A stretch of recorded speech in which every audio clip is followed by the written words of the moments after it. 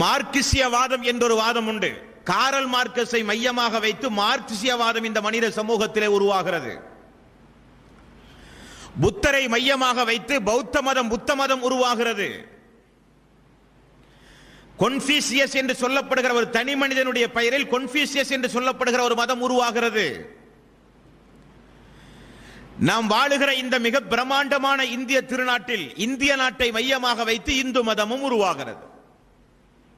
அப்படியானால் நாட்டை மையமாக வைத்து கோத்திரத்தை மையமாக வைத்து தூதர்கள் அனுப்பப்பட்ட தூதர்களை முன்னிலைப்படுத்தி இந்த மனித சமூகத்தில் ஏதாவது நல்ல சீரான கருத்துக்களை ஒரு மனிதர் சொன்னால் அவரை மையமாக வைத்து ஒரு நாட்டை முன்னிலைப்படுத்தி மதங்கள் மனித சமூகத்திலே உருவாகிறது அன்பார்ந்த சகோதர சகோதரிகளே.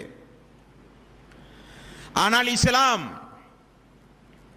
ஒரு நாட்டையோ அல்லாஹ்வுடைய தூதர் நபிகள் நாயகம் ஸல்லல்லாஹு அலைஹி வஸல்லம் அவர்கள் என்ற இறை தூதரையோ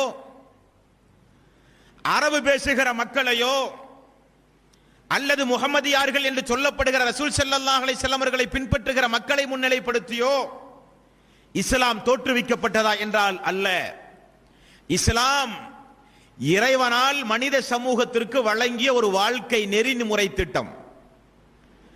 குறிப்பிட்ட ஒரு நாட்டினருக்கு மட்டும் சொந்தமான மார்க்கம் அல்ல இஸ்லாம். குறிப்பிட்ட ஒரு மொழி பேசக்கூடிய மக்களுக்கு மட்டுமே சொந்தமானதல்ல இஸ்லாம். குறிப்பிட்ட அரபு கோத்திரத்திற்கு மட்டுமே அனுப்பப்பட்ட மார்க்கம் அல்ல இஸ்லாம். இனி முஹம்மது நபி ஸல்லல்லாஹு அலைஹி வஸல்லம் அவர்கள் கொண்டு வந்த மார்க்கமா என்றால் அவர்கள் மட்டும் கொண்டு வந்த மார்க்கம் அல்ல, மார்க்கத்தை கொண்டு வந்த வரிசையில் அவரும் ஒரு இறை தூதர், அவ்வளவுதான். அந்த முஹம்மது நபியை முன்னிலைப்படுத்தி இஸ்லாமா என்றால் இல்லை. இஸ்லாம் யாருடையது அன்பார்ந்த சகோதரர்களே? யூத மதம் யூத கோத்திரத்திற்கு சொந்தமானது. புத்த மதம் புத்தரை மையமாக வைத்து கொண்டாடப்பட்டது.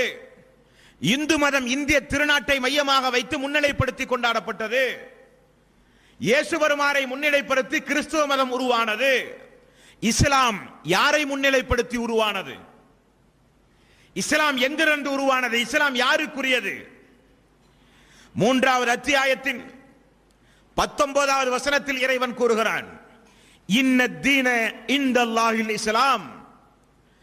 அல்லாஹுவால் அங்கீகரிக்கப்பட்ட மார்க்கம் இஸ்லாம். அல்லாஹ் மனிதர்களை படைத்தான். மனிதர்களாகிய நாம் எப்படி நடக்க வேண்டும் இந்த உலகத்தில், எதன்படி நடக்க வேண்டும் இந்த உலகத்தில், எந்த முறையில் வாழ வேண்டும் இந்த உலகத்தில், நம்முடைய தனி